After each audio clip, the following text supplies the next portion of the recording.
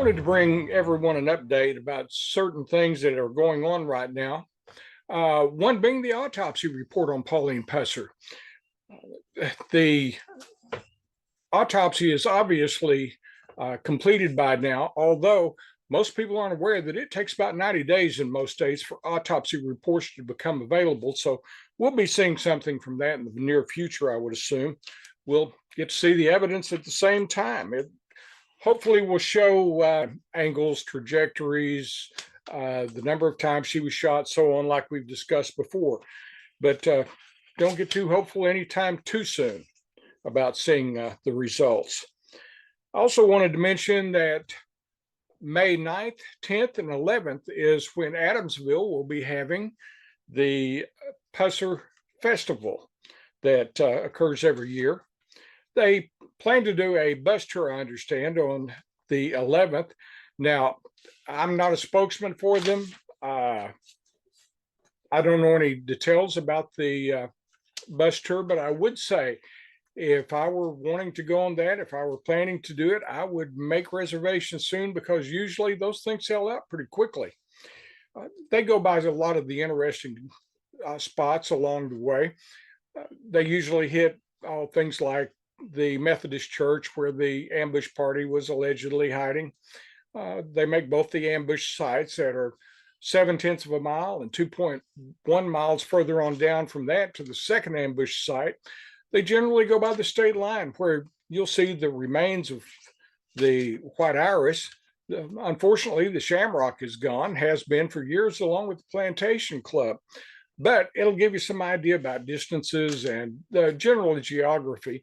I have no idea if they will go through the courthouse and through the jail.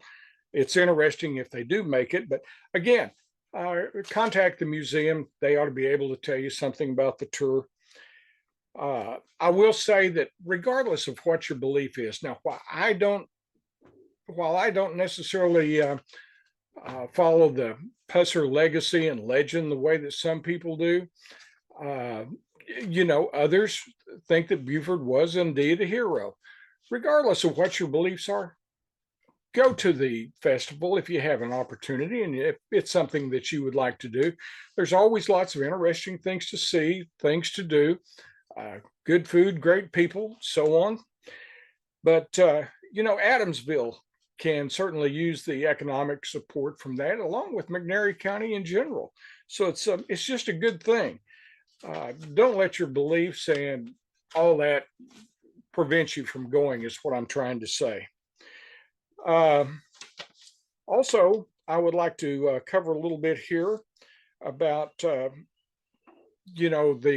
next few videos that I'm going to do on the YouTube channel. The next one will be with a guest, and we'll be talking about the evidence that was left at the ambush scene. We'll also discuss certain lack of evidence. We'll get into the backgrounds and the histories of the investigators so that you'll be a little more familiar with them and know who they were and what their qualifications were, so on. After that, it will take a little while to dissect all of this. There's a lot that went on and a lot that didn't go on. And that's the reason why we are where we are today with the investigation. Still looking for information and evidence.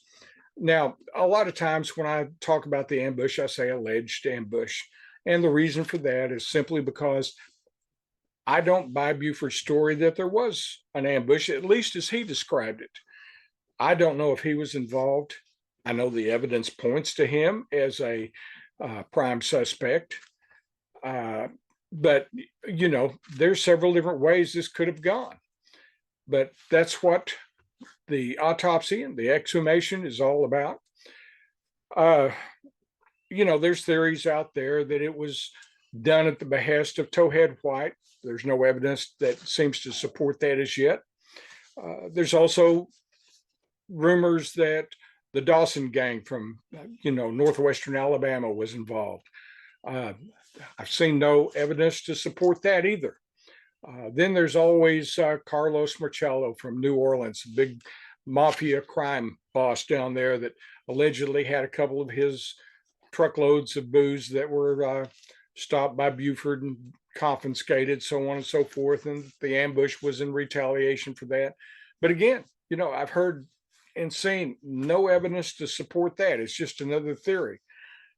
Theories abound. I'll be glad when we get through all this and we have a better idea of what exactly happened. And I think everybody else will be.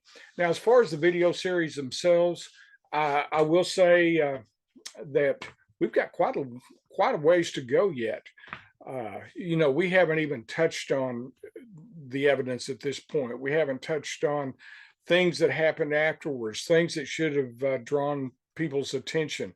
We haven't touched on the death of Russ Hamilton and what all happened there.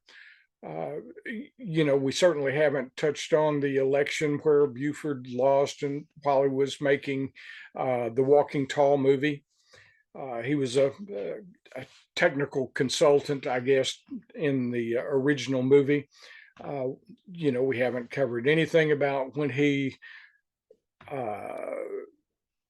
did a screen test to play himself in the follow-up movie. We haven't covered anything about his death in the videos. The evidence there that suggests that, it was just an accident with too much alcohol, too much car, too much speed. Then again, there's things after his death that we haven't talked about.